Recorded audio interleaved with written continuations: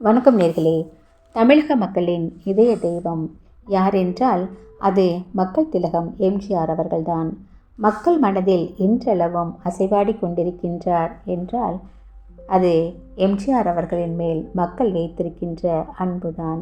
எம்ஜிஆர் அவர்கள் மக்கள் திலகம், இதய தெய்வம், புரட்சித் தலைவர், தங்க மகன், பொன்மனச்செம்மல் என்று புனைப்பெயர்களுடன் மக்களால் அழைக்கப்பட்டார். தனது நடிப்பால் தமிழக மக்கள் அனைவரையும் கட்டி போட்ட கட்டுமரம் எம்ஜிஆர் அவர்கள். மக்கள் திலகத்திற்கு சக்கரபாணி என்கின்ற அண்ணன் உண்டு. இவர்கள் இருவருமே நாடகத்தில் நடித்து வந்தனர். மக்கள் திலகத்தை சின்னவர் என்றும் சக்கரபாணி அவர்களை பெரியவர் என்றுமே மக்கள் அழைத்து வந்தனர். மக்கள் திலகம் திரைத்துறையில் சிறந்து விளங்கியது, அவருக்கு பெரும்புகழ் சேர்த்தது எல்லாம் அவரது நடிப்பு திறமையாலும் அவர் எடுத்துக்கொண்ட வேடங்களினாலும், அதோடு பட்டுக்கோட்டை கல்யாண சுந்தரம் அவர்கள் எழுதிய புரட்சிகரமான பாடல் வரிகளினாலும் அவர் மக்கள் மத்தியில் சிறந்த நடிகராக பார்க்கப்பட்டார். திரைத்துறையில் எம்ஜிஆர் அவர்கள் பல முன்னணி நடிகைகளான சரோஜாதேவி, பத்மினி, பானுமதி, ஜெயலலிதா ஆகியோருடன் நடித்து புகழின் உச்சிக்கே சென்றார். எம்ஜிஆர் அவர்களை யாரும் பெயர் சொல்லி அழைத்ததில்லை. திரைத்துறையில் அவருடைய புனைப்பெயர்களை வைத்தே அழைத்து வந்தனர். ஆனால் எம்ஜிஆர் அவர்களை பெயர் சொல்லி அழைத்த ஒரே நடிகை பானுமதி அம்மா. பானுமதி அம்மா அவர்கள் எம்ஜிஆர் அவர்களை மிஸ்டர் ராமச்சந்திரன் என்றுதான் அழைப்பது வழக்கமாக வைத்திருந்தார்.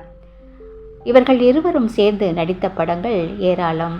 அதில் குறிப்பாக சொல்ல வேண்டுமென்றால் நாடோடி மன்னன், அலிபாபாவும் 40 திருடர்களும், தாய்க்கு பின் தாரம், மதுரை வீரன் போன்ற படங்களாகும்.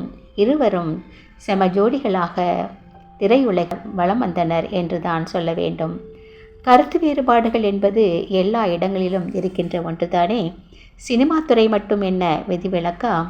பானுமதி அவர்களுக்கும் எம்ஜிஆர் அவர்களுக்கும் கருத்து வேறுபாடுகள் இருக்கத்தான் செய்தது. ஆனாலும் இருவரும் ஒருவரை ஒருவர் விட்டு கொடுத்ததில்லை. ஒருவருக்கொருவர் அன்பு செலுத்தி மரியாதை செலுத்தி வந்தார்கள் என்பதும் எவ்வளவு ஒரு நல்ல விஷயம். அதனால் அவர்கள் இருவருமே கலைத்துறையில் அதிக நாட்கள் ஒன்றாக பயணிக்க முடிந்தது.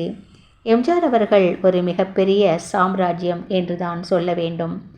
அந்த சாம்ராஜ்யம் இன்றளவும் கலையாமல் மக்கள் மனதில் அசையாமல் இருப்பதுதான் இங்கே அதிசயம். எம்ஜிஆர் அவர்கள் அதிசய மனிதன்தான். தமிழக மக்களுக்கு கிடைத்த பெரும் பொக்கிஷம்தான். நன்றி, வணக்கம்.